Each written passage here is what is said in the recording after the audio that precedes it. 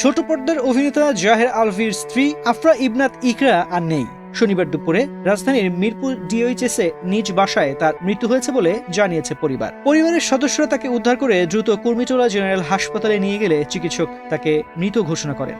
পল্লবী থানার ভারপ্রাপ্ত কর্মকর্তা AKM আলমগীর জাহান জানিয়েছেন, বাসায় সিসি ক্যামেরা ফুটেজ সহ অন্যান্য আলামত সংগ্রহ করা হচ্ছে এবং ঘটনাটি খতিয়ে দেখা হচ্ছে।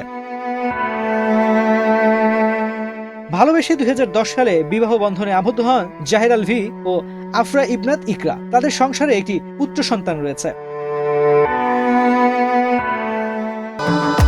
ভবিষ্যৎ হোক নিরাপদ, বিনিয়োগ হোক বিশ্বস্ত, আর আমার পছন্দ সল্ট বে। ওয়েলকাম টু সল্ট বে। ঘটনার সময় শুটিং এর কাজে নেপালে অবস্থান করছিলেন জাহের আলভি। সেখান থেকেই সামাজিক যোগাযোগ মাধ্যমে স্ত্রীর মৃত্যুর খবর নিশ্চিত করেন তিনি। পোস্টে তিনি জানান, খবরটি শোনার পর মানসিকভাবে ভেঙে পড়েছেন এবং দ্রুত দেশে ফেরার চেষ্টা করছেন। একই সঙ্গে শোকের এই সময় বিভ্রান্তিকর তথ্য না ছড়ানোর অনুরোধও জানিয়েছেন তিনি।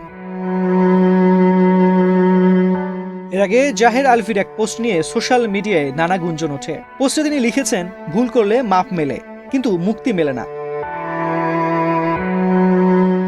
মৃত্যুর মাত্র 5 ঘন্টা আগেও সামাজিক যোগাযোগ মাধ্যমে সক্রিয় ছিলেন ইকরা। নিজের ফেসবুক অ্যাকাউন্টে একটি পোস্ট শেয়ার করেছিলেন তিনি। ওই পোস্টে তিনি তার বোনের মাতৃত্ব যাত্রার এক তিক্ত অভিজ্ঞতার কথা তুলে ধরেছিলেন।